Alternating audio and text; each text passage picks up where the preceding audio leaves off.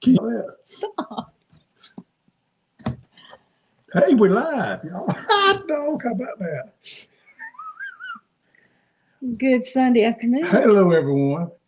It's a nice day here in South Georgia. It's been hot. It's been warm. Yeah, I've been out there. We've both been in the garden all day. I'm gonna tell y'all something.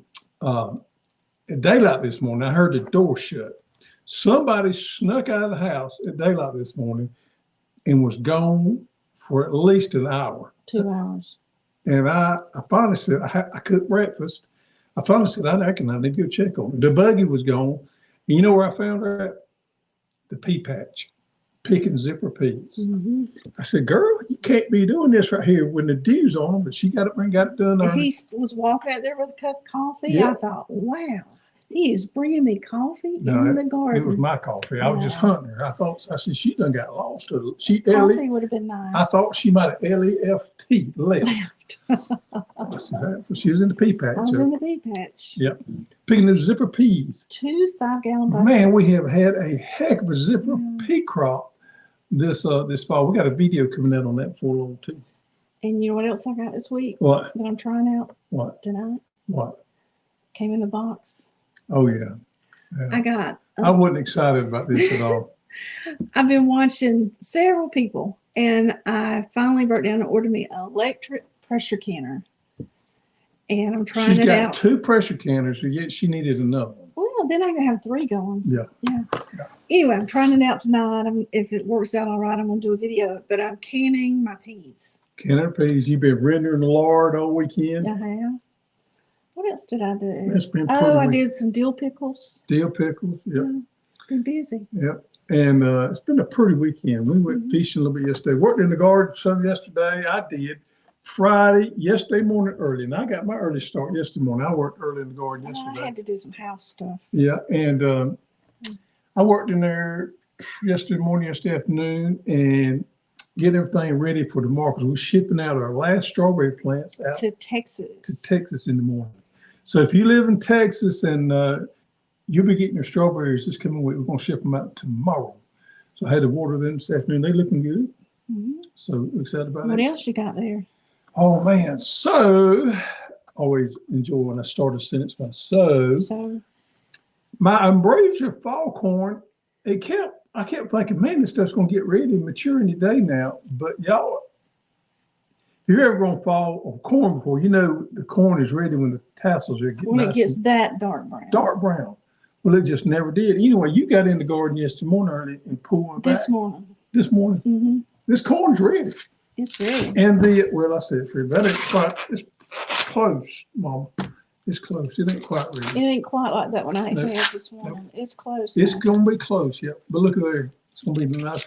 Now, for some reason, this fall corn don't get quite as big a cob as some of the spring corn does. But it's looking good. I think I'm going to water it tonight. Mm-hmm. I'm going to turn drip irrigation on tonight. And I think another 4 or 5 days at the most it'll be ready. I'm going to take this silk, and there's a tincture you can make. You're kidding me. Yes, out of the corn silk. If any of y'all have done that or have read about it, let me know. I got to do a little research on it. Is that good? It is good. She's been on this tincture kick for the last little bit. And every night she pours me a shot of tincture to take. Tincture. Because I've been having some shoulder problems. A relaxation. It kind of helps with sleep. I think it does help you. Y'all, I promise y'all have never tasted anything quite so nasty in your life. Nasty. Oh, it's nasty. No, not corn. Not corn, that tincture stuff you give me. It is nasty. Oh, it's terrible. It's valerian root, which I think is what makes it nasty. But it's lavender, chamomile, passion flower. I'm going to save that for later. Yeah. I made a mess. So let's see what kind of questions we got. Right, let's get into it. Andra Pooley. Should have got my glasses. You have taught me so much about gardening. Oops. What left us? There we go. I would just like to thank you. What kind of fertilizer do I need for my garlic and onions? Bone meal. Let's see. All right, for your garlic and onions, you want to use a You want to use a general purpose, something like a 20-20-20 or 10-10-10, but you want to supplement every other time with a sulfur-based fertilizer because alliums love sulfur. So you want to make sure you get sulfur into your program somehow or another. What we recommend is a balanced fertilizer and then alternate it every other time with something like ammonia sulfate. Get that sulfur in there. And that's on our Yes, on our house growing guide. growing guides, onion growing guides, and garlic. Yep. Mari says corn silk is good for the hair too. Ah, Wow. I think I did read that. Yep. Just Dig It Farms. I love tinctures too. Yes, you do, Tracy. There's my mentor there. All right, Carlin Porter. How long does it take for green magic broccoli to make a head when it starts making? Okay. We get this with everybody that's never grown a lot of broccoli before, but I can tell you this from experience. You want to grow your broccoli. You want to grow the biggest, finest, greenest leaves you can. And what's going to happen is you're going to get a little discouraged, and you're going to go out there one day and boom, there the broccoli is. Ours is there. Ours is there. If you look down inside there, you can see the little heart, the little head making in there, but it's like it happens overnight. You got broccoli, but boom. So don't get discouraged. Feed the plant well. Make sure it's not struggling or stressing from anything. And next thing you know, you're just going to have some. And once it's there, if you miss it, because you've only got, what, a couple of Yeah, days you ain't got window? long. You need to get it quick. Yeah. Once it's there and green, go ahead and harvest it. Don't worry about if How it's big. mature enough or how big. Go ahead and get it. And it's going to put off some side sprouts, shoots and sprouts, and you can harvest that as well too. Our broccoli, man, we got a lot of broccoli. We love broccoli. Kelly, love these videos. First time gardener here, Zone 7B, and it turned to be Hoss team to answer my questions. Thank you. Thank you for your dedication towards educating and supporting gardeners everywhere. Well, thank you, Kelly. It is our pleasure. It's our desire in life to help you grow your own food. So we dearly enjoy what we do.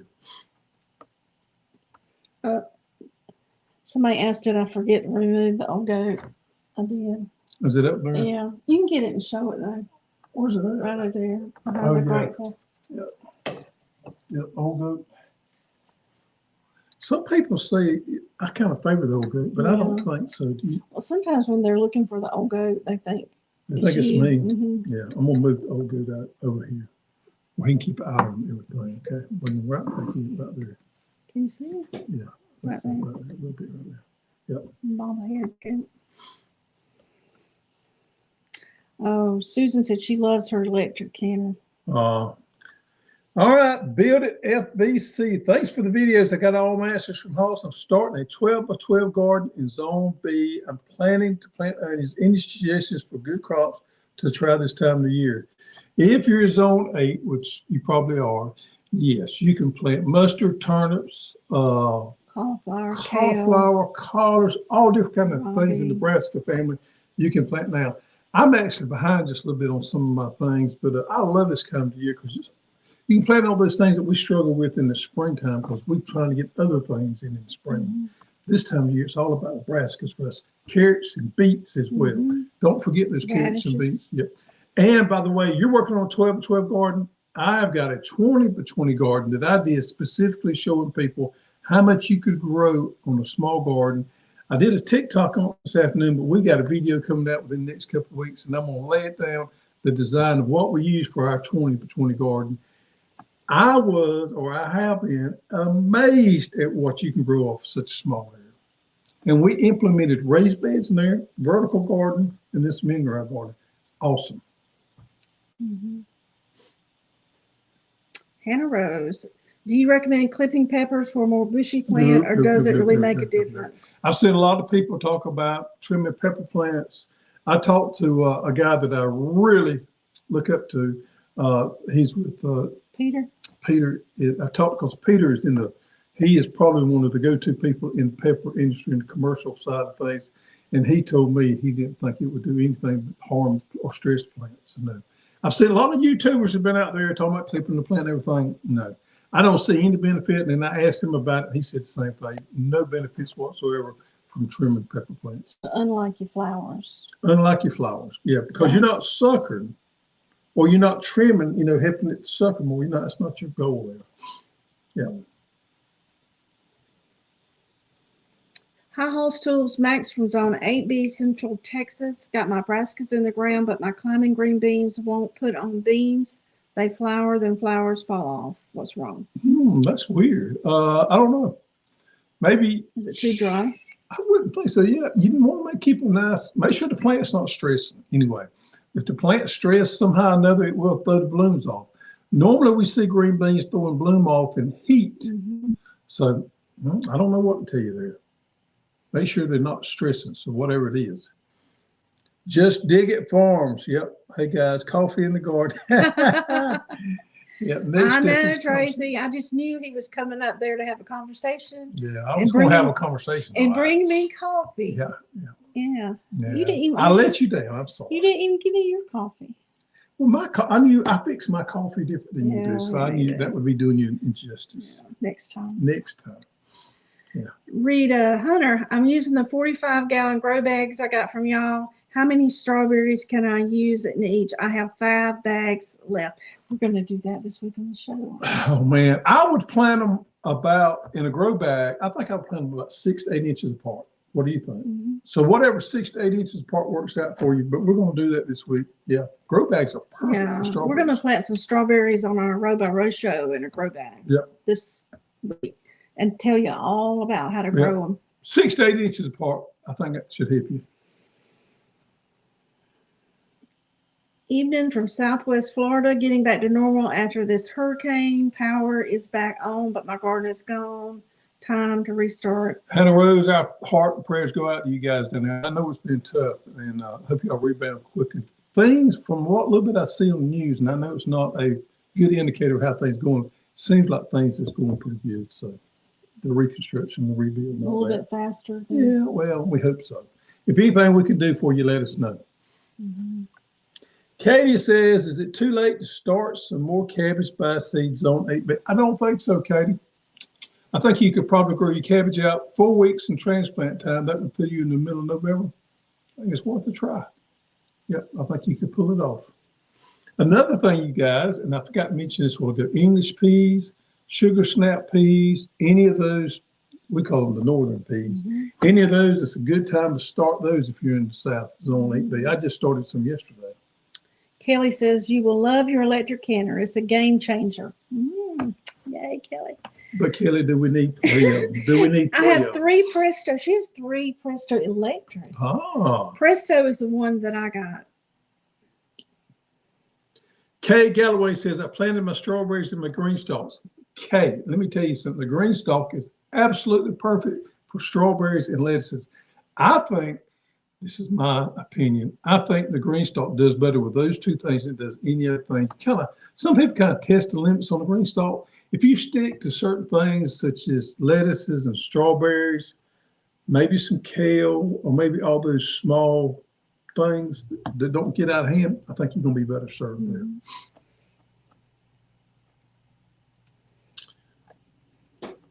Mm-hmm. Oh, Fig's house in the greenhouse. Spa Diva got to move my fig trees in the greenhouse for winter. You know, that's one thing we don't have to do here in the South. We can leave our fig trees. Believe it or not, we're still eating figs. Mm-hmm. We can leave our figs outside. We don't have to worry about them dying because we won't have these hard winters like you guys do. So that's one of the benefits. Let me tell you, that's one of the benefits living in the South, but you guys can grow garlic better than we do. So it's kind of a trade-off there. Oh, I got some soft neck garlic last week in Virginia. Yep. I'm going to give it a try. Yep. I got it in the fridge right now doing what? Stratification.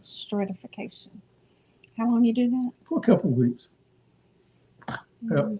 I think you're wasting your time, but go for it. Oh, really? I do. And I'll tell you the reason why. A few years ago, I spent a lot of time and energy. And you probably don't remember this. No. It was in my garden. I spent a lot of time and energy. I must have had 25, if not 30 different varieties of garlic. Oh, wow. I did an intense study. This before we Did you stratify it? I think I did. It's been a few years ago. But I did an intense study on how to grow garlic like that here in the South. We didn't make a video. This was just for my own thing back in the day. And it failed miserably. Might be like your carrots. Easy girl. I hope you're successful, but I've had bad results growing soft neck garlic here in the South. Is that a challenge? It's a challenge. a challenge. I accept the challenge. I do believe there's varieties out there that would do good here, but I've not found one. But I do believe they're I've out got there. 6 different varieties that I got. And it makes a difference on what kind of winter you have. Do you have a long, cold winter? You need enough cold hours. Or do we have one of those mild winters? Well, you don't No, know. you You never don't know. know. Yep. Alan Harker, I just planted a flat of the hall starter plugs in 7B. How long do I continue to follow your recommended watering and fertilization schedule during the fall and winter? All the way till they start putting, okay, I think it's, I think it's January. I'm going to go back and read my notes. You say the end of January. All the way to end of January, you want to keep those runners pinched off, and you want to keep your blooms pinched off all the way to January, and then you want to let them fruit. At that point, you're going to cut back on your fertilizer some. Strawberries are heavy feeders, and this is where most people fail. You got to hit them strong early on to build that root system in there. Once they start fruiting end of January, you want to back off that fertilizer some. You want to keep them nice and healthy, but you can back off at that point on some of your fertility and let them fruit up. And that's going to give you a bigger strawberry. If you leave all those runners on there, if you leave all those blooms on there, then you're going to get a lot of small strawberries. So make sure you just focus on building a great, intense root system, a good, healthy plant. Keep these blooms picked off, keep the runners pruned back, and boom, come springtime, you will be amazed. The only problem you will have is like everybody else. Keep the birds off of them so that you can get them. All right, Country Hustle 101, Terrell, Texas. Hey, y'all, welcome. Thank you, Texas. We love our Texas folks. Dear Prudence, on her last picking of field peas for the year, my grandmother would say, I always pull the plants all the way out of the ground and throw them under a tree, then sit there and pick them off in the shade. I did that with Butter beans. the edamame and several of the beans. A lot of people around here, they actually do it on their first crop of butter beans. I think it's a little wasteful to do it on your first crop. Definitely I completely understand on the last one. Yeah. Yeah, our folks in the past are doing that too, so that's a good one. Next year we've got something coming up, which is an heirloom running butter bean, regular speckled butter bean, which is going to be small ones that you can stand up and pick. We're harvesting, we're growing a seed crop now, so we probably will have a limited supply next year, called Reverend Fry butter bean. Where'd you come up with that name? That's what the guy that gave them to me in Alabama said it was called. Reverend Fry. Reverend Fry. Reverend Fry. I know that. Susan Bell, what is the best sweet onion for taste in storage? I don't need big onions. I feel wasteful when I can only use half an onion and the rest goes bad. Oh boy. Susan, it's she's in Tennessee, zone 8. Go to an intermediate. See if you can go to our intermediate. Go to our intermediate day ends. You're gonna need an intermediate day ends, and I'm not off the top of my head. I can't tell you what the smaller one is. I tell you one thing you could do. Now this is going to sound strange. You could plant a short day onion there that normally makes a big onion, and you could plant that, and it's not going to make as near as big an onion as it would in Georgia here. All right, so the opposite of what most people are trying to do. Most people are trying to grow big onions, and that's the reason we always recommend use the right type for your area. But Susan, if you use the wrong type in your area, you may succeed at trying to grow some medium-sized onions. So I would say maybe give it a shot on some short day. Yeah. Plethora is a good one. We got the Savannah Sweet, I believe we got. Is that intermediate day? Or is that short day? This is intermediate. No, that's short day. Savannah Sweet would be a good one. Plethora would be a good one. Now they make the big ones down here in the south, but in your area they're not going to make as big onions. It's a decent strategy that you may want to think about. I've never had anybody want to grow small onions. That would probably be the best strategy, is to do that instead of growing the intermediate day. That's interesting. Interesting. And storage, I think candy's going, as far as intermediate day, candy onion would be a good one there. As far as storage goes, leave something.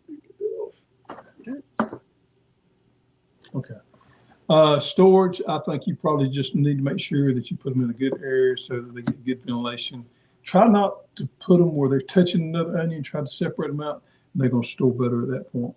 Some do store a little better than others, but for the most part, they all should store good under the right conditions.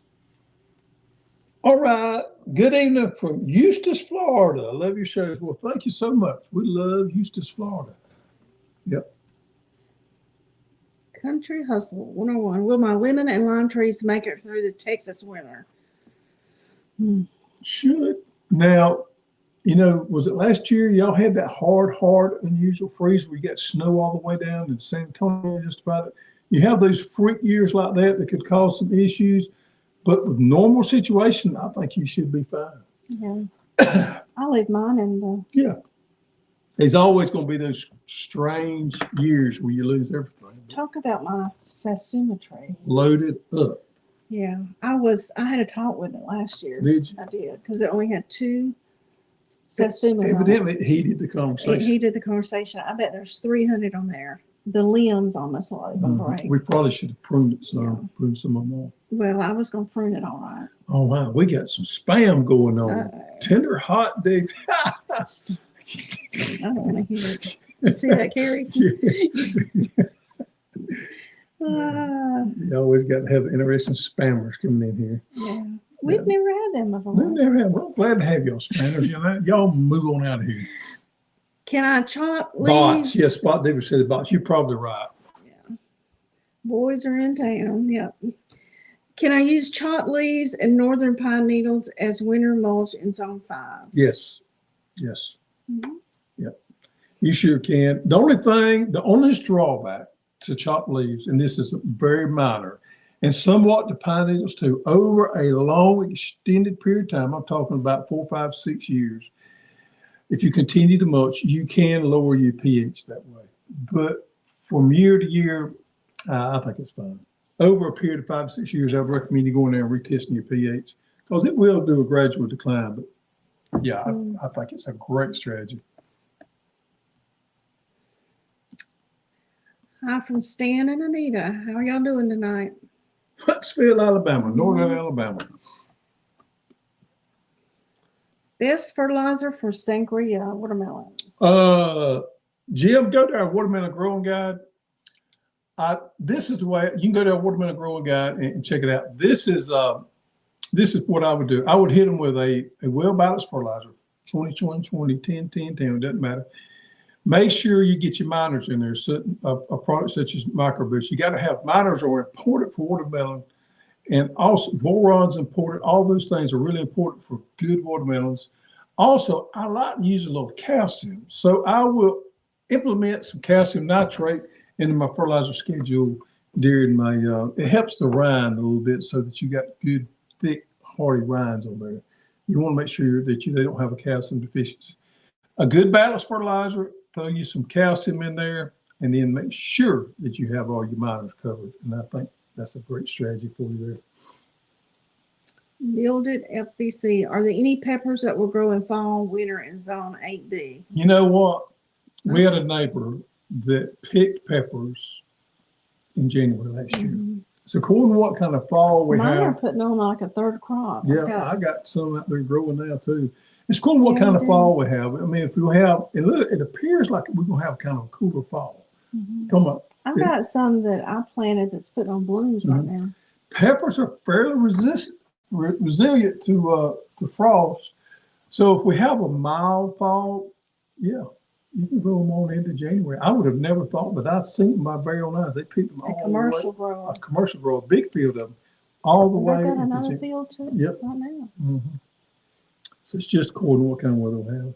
When do you plant English peas in zone 8B? Katie, right now. Right now. Right now. You want to get those English peas in, get them up. Now, this is the thing with English peas.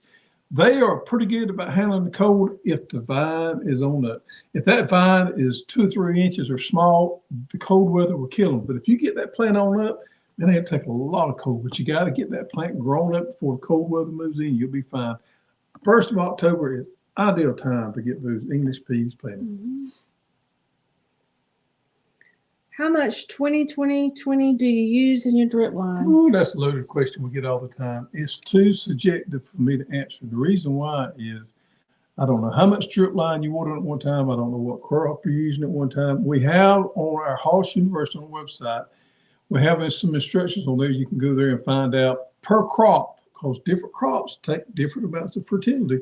You can go on there and find out a general rule of what you should use, and maybe that'll help you out. That's a tough question to answer. It's kind of like, how much seed do I need to plant a row of corn? Well, how long do you grow corn? You know, I mean, you got to be some questions here. A lot of questions you have to answer to nail that down. And different soils take different amounts of fertilizers too. So a lot of things there. Pamela Roden, having ham and cabbage soup tonight. Cabbage from the garden. Man, that's a good cold weather meal right there. I love cabbage I do soup. too. Is there any way to save tomatoes and bell pepper? We're expecting to freeze Tuesday and Wednesday. Oh man, you know, if you got your tomatoes, I don't know about peppers. I don't know if you can pick them prematurely and then mature out. I've never tried that, but I know tomatoes, you can pick those and they're greenish. If they're mature green, you can pick those and put them on the windowsill and they will ripen on up. But maybe time you have to start transitioning into more wintertime or cool weather gardening. What's a good crop to go behind peppers in a raised bed? All right, so mustard, turnips, if that's your thing. If not, carrots or beets would be a good one. Either one of those. Radishes. And I know we don't need many radishes. It don't take many radishes for us. We like using and beets. I'm telling you, I think beets are the most. But you could also do onions or peppers. You could do onions, yeah, any of those. Yeah, I think beets are one of the most underutilized things in the fall garden because you can eat the leaves and then you have these wonderful beets that you can eat. And I've said this over and over again, folks, if you've not eaten beets boiled in chicken broth, you're missing out on life. Why do my radishes only make bulbs on some of the plants? David, maybe you plant them a little too thick. Maybe kind of reevaluate how thick you plant them. Maybe try to thin them out just a little bit. Maybe that will help. What's the top 3 crops y'all look forward to in the fall? My house garden is looking great. Man, that's tough. See, they said 3? You do your 3 and I'll do my 3. Broccoli. Beets. I just went on tirade about beets. I got to say beets. And I'm going to say English peas because I love English peas. There's my 3. Carrots. Carrots. Mustard. And I think English peas. Yep. Yeah. Yep.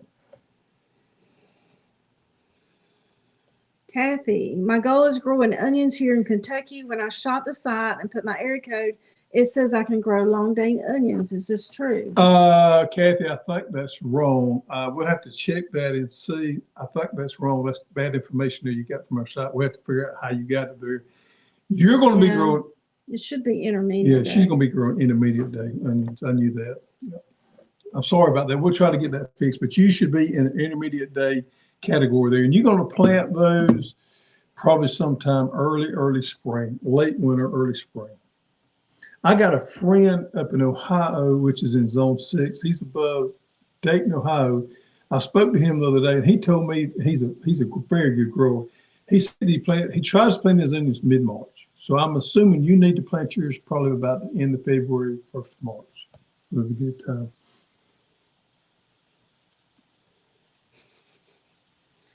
Kim Smith just moved strawberries to towers, Florida Panhandle, dipping into 30s in 2 days. Should I move the towers to an outdoor? No, I think you'll be fine. Strawberries can handle. Yeah, they're pretty good. I think you'll be fine. Yep. Steve, can I grow Brussels sprouts in the house? Man, I don't know about that one, Steve. I'm not saying you can't. I don't think it would be worthwhile endeavor to go after. They're going to make a pretty good sized plant. Of course, you'd have to have light on them. You'd have to have artificial. Pot. They're going to make a big pot. Big plant. They're going to take forever. Now, we love growing them outside, but they test their patience every time. They're lovely. We love to grow them, but we love to eat Brussels sprouts, believe it or not. They're great. We would like to roast them in the oven, but they test our patience all the time. So I don't know that I'd try to grow them inside. I think it's one of those things I'd stick to growing outside. Grow your lettuces and your microgreens and some of these dwarf plants inside, but leave the Brussels sprouts outside. The serendipitous life. You are lightning fast on shipping. Thank you. We try to be. Sometimes Sometimes Mondays are bad or after a holiday. springtime, we get Yeah. bad busy. It gets rough. The bots are back. Hannah Rose, repair has been a lot faster than I've ever seen before. And I'm born and bred. Repair has been a lot faster than I've seen before, and I'm born and bred here. We appreciate you guys and your knowledge. Thank you. Now I have plenty of room to do a potager garden with you guys. Yeah, we got to get back to work on our potager garden. Oh, I have an update. I do have my doors for Yeah. our little communication sitting area. Yeah, we got some doors. We went Yeah. on a little buying spree Not what today. I had intended because I wanted to do the metal, like iron, but we found such a deal on some wooden Yep, nice solid wood doors. Now we got to with get. windows. Yeah, They're gonna be nice. We got to get them painted got to get them painted. But because I you do can't have. put them in this where we're trying to put But them. we got what 7 doors for Yeah. like $225. Oh, yeah. It was a Brand new doors. brand new doors. Yeah. What is the best thing to feed broccoli plants? There again, we go with the all-purpose fertilizer, and I would probably. I tell you what I did on mine, and mine's pretty out there. I used complete organic a week before I planted. I incorporated it into the soil. I actually come back and side dress with that. Also, this is my little bitty experimental garden. I went in there and side dressed with some complete organic again, and then I hit them with some all-purpose fertilizer. So a combination of the complete organic, which is chicken manure, and some regular balanced fertilizer. I've had good results with that. And a lot of people, microboost, always hit some microboost. Magnesium, any leafy plant, magnesium helps a lot with the color. So to get that real dark green leaf there, takes a little magnesium, a little hint there. You can use a little small dilution of magnesium sulfate, which is Epsom salt. So if you got some Epsom salt, you may want to spray them on the end a light dose, and that will help green up those plants. Andrew says, last spring I purchased a hominy lettuce and planted half of the 1,000 seed pack with almost 95% germination. I planted 48 count of tray, remaining seed this season with 0 germination after 3 weeks. Wow. Changed to fresh potting mix that is giving great germination with other seeds. After 3 weeks with only 1 plant count, replanted the tray again today. Do you think there is a problem with the pelleted Tahoma seed germinating following the year? Coastal Star Romaine and Salad Bar Red. Salad bowl red. Possible, but not probable. If you change potting soil, then that gives you an indication that potting soil could be a problem. I'll tell you another thing that I've had a problem with is make sure that you lift your tray up. So if you've got your tray in a catch basin or a tray that has no holes in it, we use the bottom trays. If you got it in the bottom tray, you want to put something underneath there so that tray can drain out into that bottom tray. You don't want it sitting in water because sometimes those seeds will rot if they're sitting in a bottom tray and directly on the tray. Does that make sense? Well, I've used wine corks before. Anything you could use To lift it up. lift it up a little bit so it drains out, because that bottom tray is actually a reservoir to keep that. Now, that being said, it could have been your problem. I have actually had the same problem earlier with some lettuce seeds that I drowned it out because I kept them too wet. They was in one of those trays, and I thought they was in a tray that had holes in it, and they were not. And I didn't really catch it till it was too late. That's possible. However, anything's possible with pelleted seed. Pelleted seed can be a little tricky sometimes. So normally speaking, I will say this right here. All the seed breeders out there that we buy pelleted seed from, say this right here. Try to use up your pelleted seed when you buy them, and don't try to hold pelleted seed over. Lettuce seed in general, raw lettuce seed will keep for years. But any pelleted seed, they recommend that you use up and you don't hold it from 1 year to the next. So it is possible. Do you have dairy cows? Do you recommend a milking machine or just finding someone with strong milking hands? We don't have a dairy cow, but He would love to have a dairy it's cow. been my dream to have one. We had dairy goats for years when the kids were coming up, but we was at Homesteads of America the other day, and I looked at some milking machines there. There is some online there that I was, they had They had a special on them, and I come close to buying one. That's putting the cart before the horse right there. But they did have some nice looking milking machines. I would recommend, if you've never milked a cow before, to get you a milking machine. It is tough. Maybe go milk for someone else. Yeah, it is very tough. I don't believe my hands at this I point in don't my think I life, could do with the it. arthritis I got, I could do it. I did it earlier in my life. We used to hand milk those goats. Mm-hmm. But I would highly recommend a milking machine. But maybe we'll get us some. Carrie wants to get and Doug want to get a cow with. We could split it. You know, let them keep it. Yeah, a we week keep it. and We keep it. a We week. keep. Yeah, that's a great idea. I grew up milking a cow. Yep. So y'all hand milk. Yes. Would you recommend a milking machine? I don't remember it being that bad, but now I was, 10 or 11, so Yeah. I'm sure my hands didn't hurt as bad then. Can I use a mix of chopped leaves and northern pine on my mulch and my garlic in zone 5? Yep, absolutely, Miss Amy. Absolutely, you can. This is about as, use whatever mulch that you got that's native. That's about as good as it gets. Pamela says, we're so happy to hear that there will be no seed shortages this year. Happy days. Pamela, that's true. We do expect tight, I'm going to say shortages. That's bad. We're expecting tight supplies on beans. Beans is the only thing that we have got notification from that there's going to be a tightness in the market from. Everything else looks okay, with the exception of beans. Can you plant potatoes in the fall in South Carolina? I would say yes, wouldn't you? Yeah, but it would have needed to be planted before now. Yeah, you need to get them up and going before now, because you should be harvesting them pretty soon.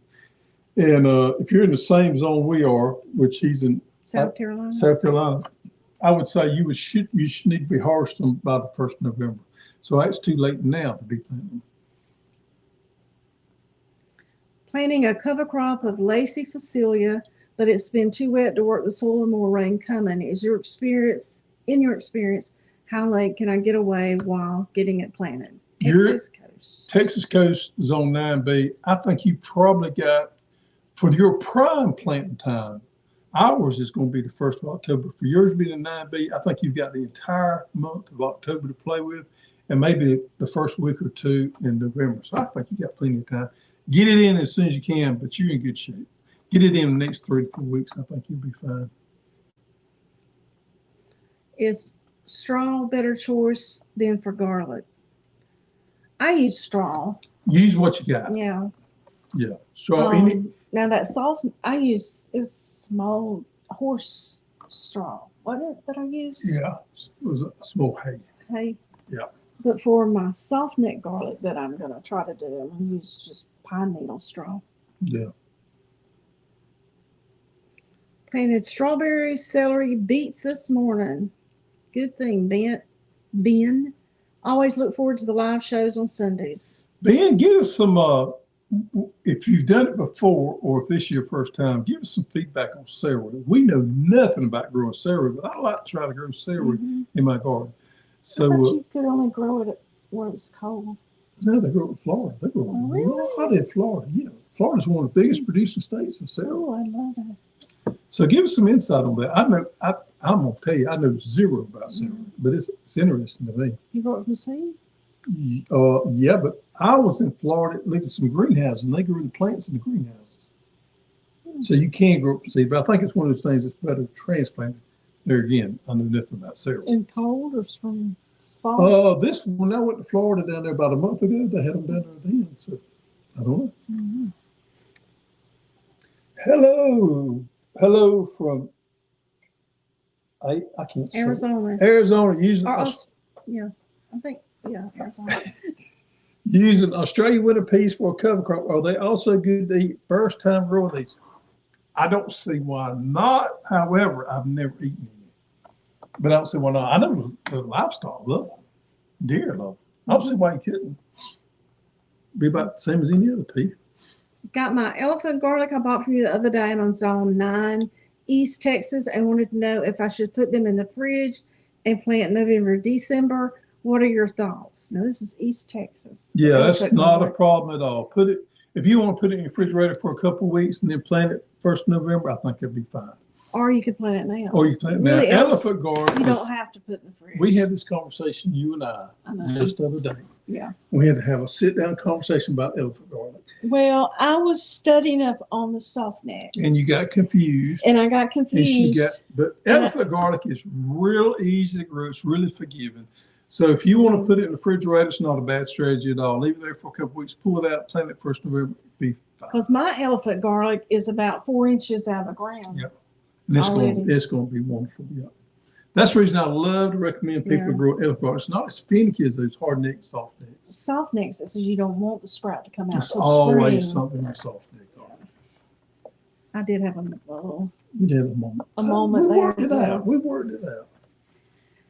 I have been trying to grow cool crops in zone 6B. I started lettuce and brassicas too early and they bolted, tried again, and they're just sitting there like butts on pickles.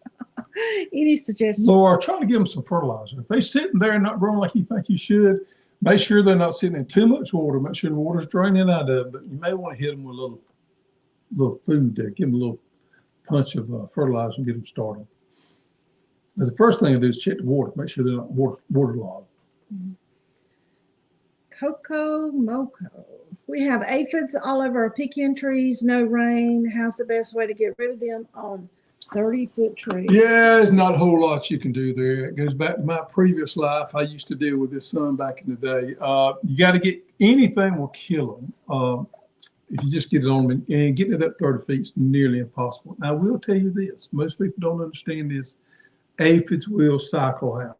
So it's one of those things that you may just have to work your way through and let them cycle out. Even the commercial guys sometimes won't even spray for them because they let them, the word is crash. They will crash and their cycle will kind of bust up. So aphids is not something that I would really worry a whole lot about, especially if it's so far that you couldn't get coverage on.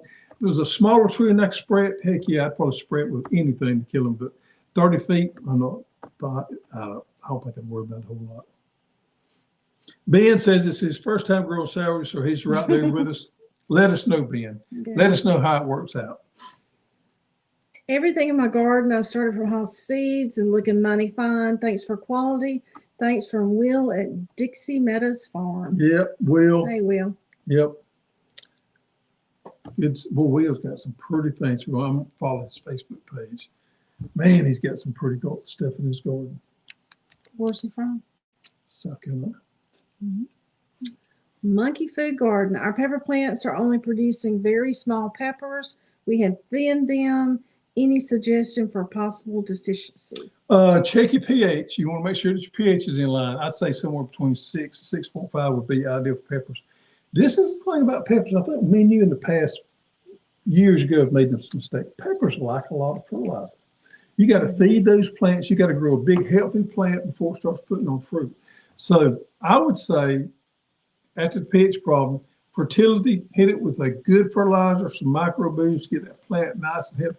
Grow as much plant as you can before it starts putting on fruit. And that seems to make bigger fruit. Mm-hmm. I agree. Can I plant collards behind squashed in raised beds? Heck yeah. Yes. Yes. Christy, that's a great strategy right there. Yep. Metro Atlanta, Charles Russell. Will my cucumbers be all right next week's cold snap? If it gets down to freezing, I don't think so. Yeah. You harvest all you can if they make it. Then switch up to something, pull them out if they get killed, burnt back beyond coming back. Pull them out. Talking about cucumbers. Put you something else in there. We have had cucumbers this fall. Man, I planted cucumbers in that 2020 garden on a trellis. Holding on the trellis. 3 plants? Max pack. Man, they have made. Every other day we get a shirtful. Yep, a shirtful. Y'all know what a shirtful is when you put them, I can't do them early. When you put them in there and do your shirt up like that, we call that a shirtful. Yeah, a shirtful every other day.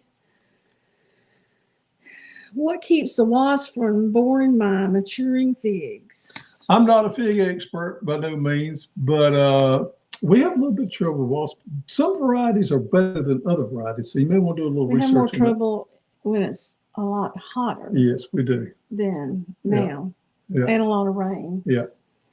Yeah. Marie says, can you plant potatoes in the fall? So, well, I think we've already answered that one. Yeah, you can, Marie, but it's too late now. You want to plant them earlier than that. Well, you should be maturing off around the 1st of November. Calvin Collier, use the stirrup hoe I got from y'all. Sure works nice. Easier to pull than to push, but does a great job. Thank you, I Calvin. agree. Yep. Got to keep those weeds out of the ground. You know, I've been watching a couple of people on TikTok.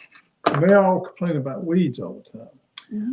The thing about weeds is they will get away from you, and beginner gardeners always have this happen. You got to get those weeds when they're small. If you get them when they're small, you know, you can take care of them. But if you let them get out of control, man, you lose in a battle. That's the reason I always go out there at least twice a week this time of the year. I do it every day during the summertime, springtime. This time of year, I do it at least twice a week and take the hoe and go through there and scuffle up the soil. What's the best way to eat pumpkin? Well, what you think about that one? I like pumpkin pie. We've roasted it in the oven yeah. before. It was real good. It's like you do winter squash. Yeah, cube it up, coat it with olive oil, maybe some natural salt, sea salt, and put it in the oven and roast it. It's good in soup. Good in soup. I had some pumpkin cookies this week. Yep. You had some too, didn't you? I went to get one today and they were gone. I put on my diet. But you ate them all. I ate some of them. Well, They wasn't many you left. ate the last one. Yeah, They're gone. Yeah. What is the secret to growing big strawberries, Mr. Greg? The secret is taking those runners off and keeping the blooms picked off that plant till the end of January. That is the secret to growing big strawberries. Tater Mater. Tater Mater, yep. I name my next child Tater Mater. First time gardening, my broccoli grew too tall and failed during germination from lack of sun. Tried saving with no luck. Is it too late to try again? No, you're in zone 9 in Louisiana. Tater Mater, I think you got plenty of time to try some more broccoli. I tell you what I would do on my broccoli if I was in zone 9B like you and I was planting more now, I'd switch up and go with a different variety. I'd probably go with Godzilla variety. That's one of my favorite ones to grow on into what we call the wintertime slot. I love to grow the Green Magic early on, and I grow the Green Magic next spring. But for that wintertime slot, Godzilla is one of my favorites. It's a huge head.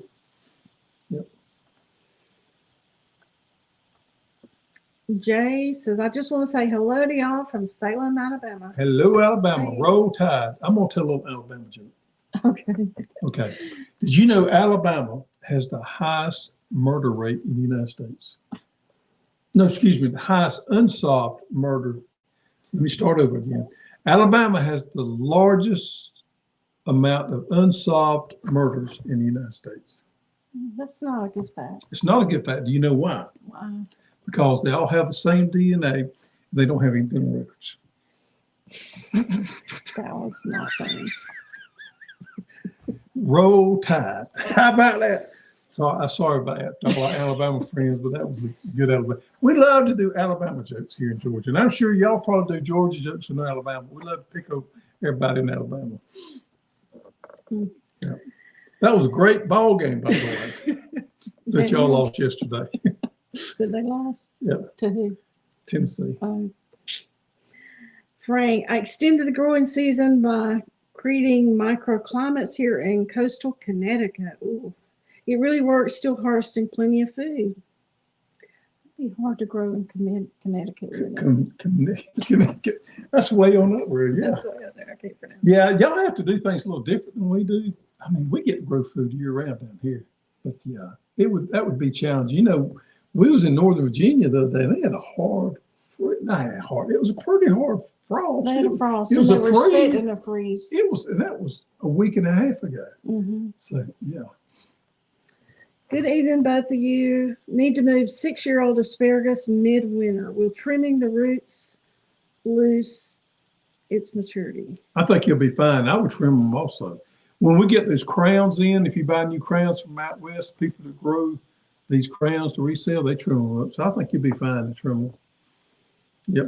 And wintertime's a good time for us to move them here. We could probably stand to redo our asparagus bed. Our asparagus bed is years old. Yeah, and it's got grass. Yeah. I mean, asparagus, you're going to have weeds in it. You just got to accept that fact with asparagus. Maybe we need to do that in our new garden. That would be a good place.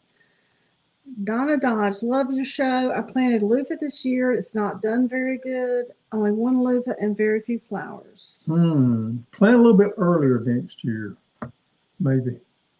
So only one. Oh, that's weird. We grow loofah, we get crazy around here. Carrie's got a bunch of full sun. Make sure you do it in full sun. That's one thing there. It's very pretty drought resistant. I don't know. I have some sweet potatoes that are growing from leftover harvest that was left behind. Should I pull them, keep them, letting them grow? Some of them have been flowering. Oh man, you're in zone 9. I don't know. Maybe you can pull it off. That'd be interesting out there. I'd leave some. Just see if you don't have to put something else in that spot, just let it roll. See how it does. Become one of those flukish years. We don't get a frost, till January. We may not get one at all if you're in 9. So yeah, give it a try. It's always interesting to see what you can do. You push the limit sometimes.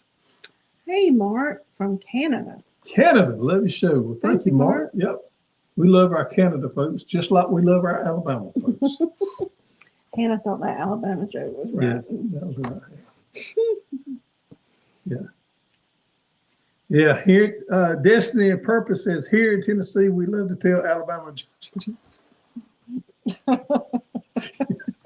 Yeah. That's cool. Maybe I should share Georgia. It's all we good love.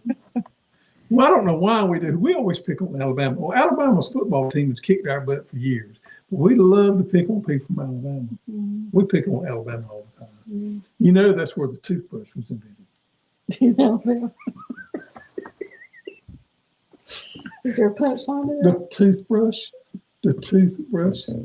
You get it? The one tooth. We call it toothbrush. Sheila, really? A little slow tonight. The toothbrush, yeah.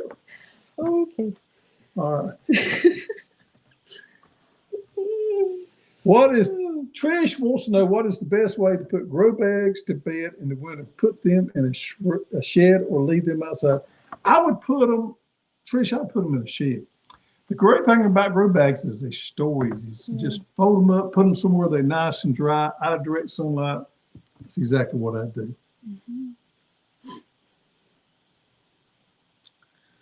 Our 5-acre homestead says, hi, everyone. And Sherry Lou's on here. Sherry Lou. What's up, Sherry Lou? She just got electricity back. Yep. Corny joke, house side of the house. Yeah, you don't normally do. Yeah. You've been on the internet today, huh? No, I got that off TikTok. Yeah, TikTok. I had to call a couple of my buddies that live over in Alabama and share that with them. Yeah. As a Florida girl, I hold my Georgia jokes for a few more weeks. It's just bad luck otherwise. Yeah, you can be here too, Hannah. Yeah. How often do you change the soil in your grow bags, or do you just amend soil in them? I've done both. The smaller ones, I put top off my raised bed, incorporate there, and put new ones in. Now the larger ones, well, I guess I do empty them out because I put potatoes in them, so I empty half of it out. If you're not growing the same thing back in, I think you can just amend them with some good compost and be fine. Yep. It's kind of a shame to throw out that good potting soil there. Well, I reuse it, repurpose it. Yeah, I think it's fun. Yeah, Dennis, the old goat's right here. I had to move him. You probably wouldn't hear earlier. I had to move him over here to the side. What does the old goat say up there on his house? Oh, somebody would do house up there. Yeah, I'm going to put him right here. He's a good fella. Yeah. Dancing a little bit.